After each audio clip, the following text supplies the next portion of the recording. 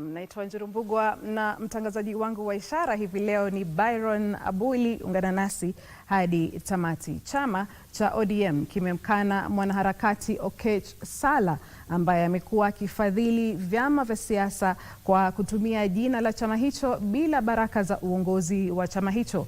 Katika taarifa iliyotiwa saini na mwenyekiti wa kitaifa wa ODM Gladys Wanga, chama hicho kilijitenga na vitendo vya Salla kikisema haviwakilishi msimamo rasmi wa chama cha ODM.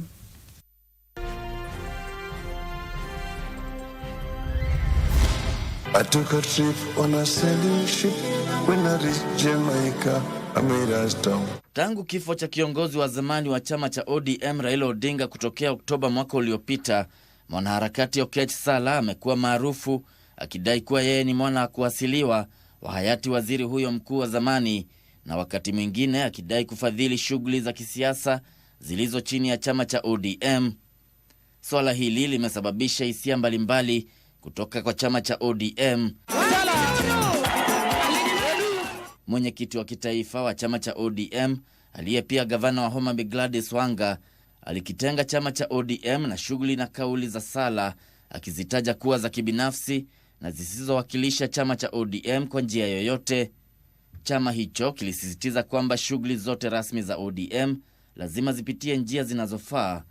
Mwenyekiti Wanga alisema, nikimnukuu, shughuli zote rasmi za ODM, mipango na mikutano inafanywa kupitia sekretarieti ya chama cha ODM na kwa idhini na mwongozo wa uongozi wa chama hicho unaoongozwa na Daktari Oburu Odinga. Gavana Wanga alionya wanachama dhidi ya kujihusisha na shughuli zisizoruhusiwa, akisema na nanukuu, viongozi wa mashinani, wanachama na wafuasi wanashauriwa kwamba hakuna shughuli zinazopaswa kupangwa au kufanywa kwa jina la ODM bila mashauriano na idhini kutoka kwa uongozi wa chama. Hata hivyo, katika jibu haya, Salla alitoa taarifa yake akimzungumzia Wanga na kuthibitisha tena kujitolea kwake kwa ODM, akisema na nanukuu, kila kitu ambacho nimekuwa nikifanya kina lengo moja tu, kuitangaza na kuimarisha ODM.